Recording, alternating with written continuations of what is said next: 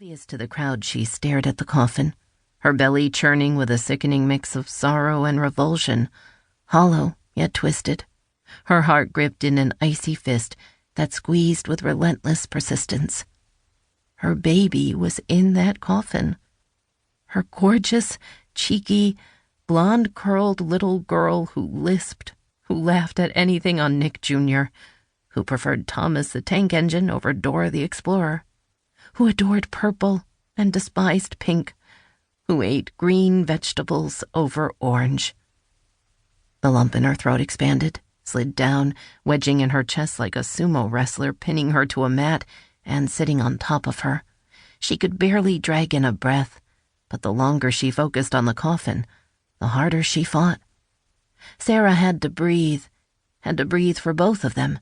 And just like that, the air forced itself past the tightness in her windpipe, and the words followed, tumbling from her icy lips. "Lucy Lou, we used to wish upon the stars every night. You wished for so many things.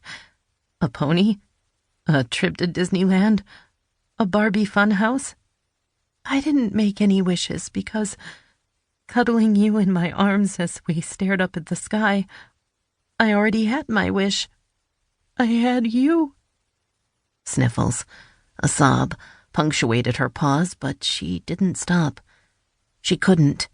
The tidal wave of agony was growing, bigger, faster, threatening to swamp her, to sweep her away from her baby, to whom she had so much more to say.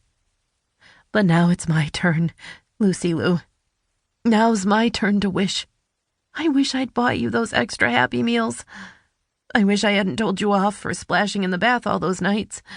I wish I'd taken you to the park those sunny days, rather than placing you in front of the TV so I could squeeze in extra work." The sobs grew louder, but she was on a roll, the words spilling as swiftly as her tears.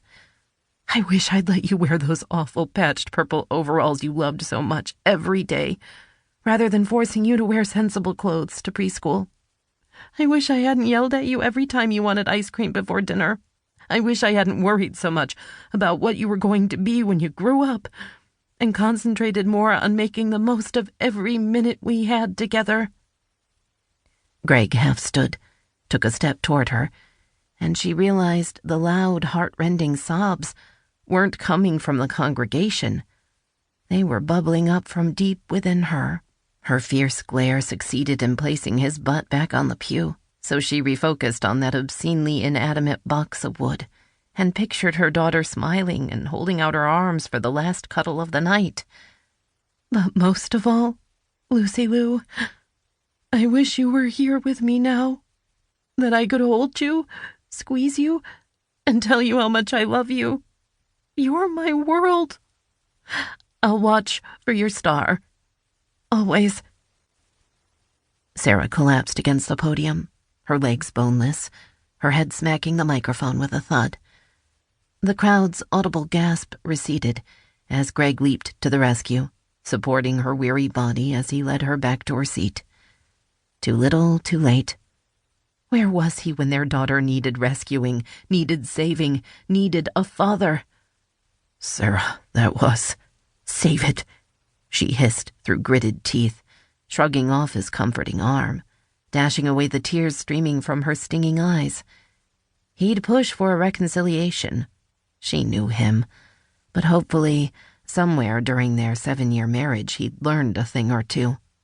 Like the fact that Sara valued actions more than words, that all the slick charm and polished promises meant little if he didn't follow through. That love involved more than expensive floral bouquets and chocolates.